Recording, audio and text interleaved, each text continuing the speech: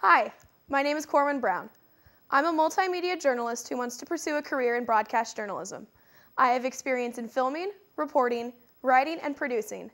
I've made entire packages on my own, reported live, and covered breaking news and press conferences. As a professional, I would like to field produce or produce in the studio. I would bring dedication, energy, and innovation to my workplace. Following is a sample of my work. Enjoy.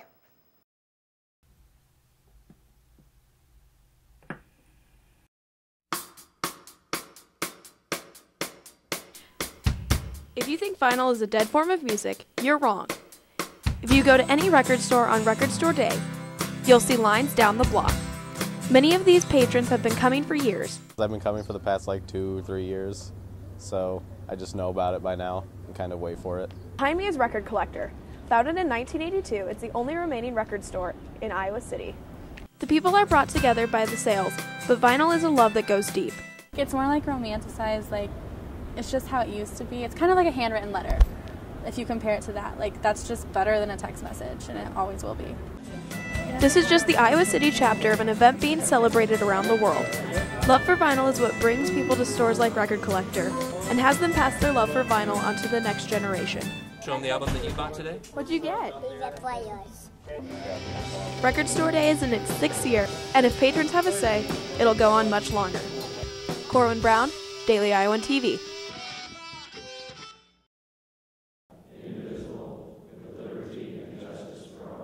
The Supreme Court is debating the Federal Defense of Marriage Act, or DOMA, and California's Proposition 8.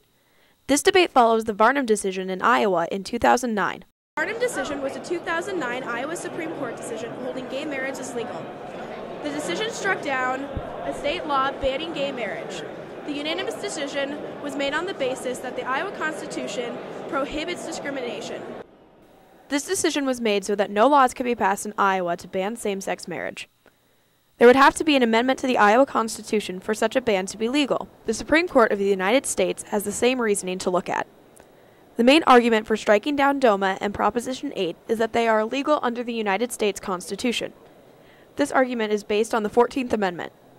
The 14th Amendment was passed in order to extend civil rights to African Americans in the 1960s.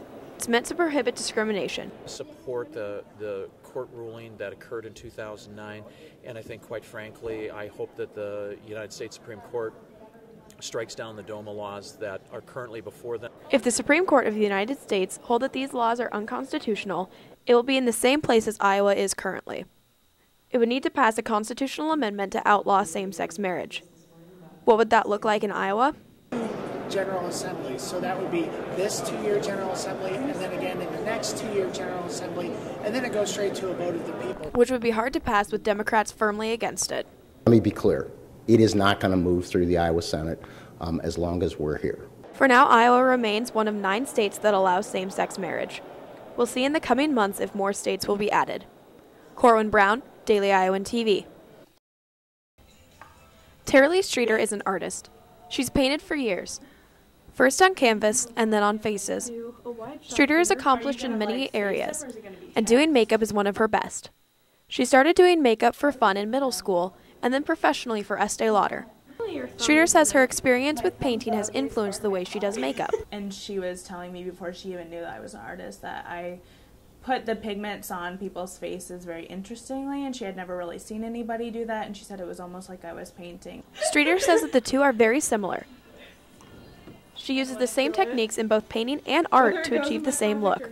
It's just kind of crazy how similar it is. You know, if you want something to look sunken in, you do it darker, just like in a painting, just like on somebody's face. Being able to paint on faces is a useful skill. Makeup is a multi-billion-dollar industry and doesn't seem to go away. Doing makeup is an artistic ritual millions of women perform every day. On average, a woman will spend 43 weeks of her life putting on makeup.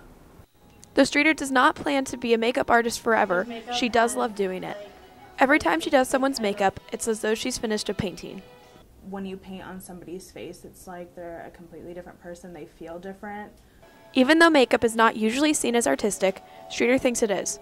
She thinks that it's a way to express yourself that everyone can see. Yeah. Corwin Brown, Daily Iowan TV.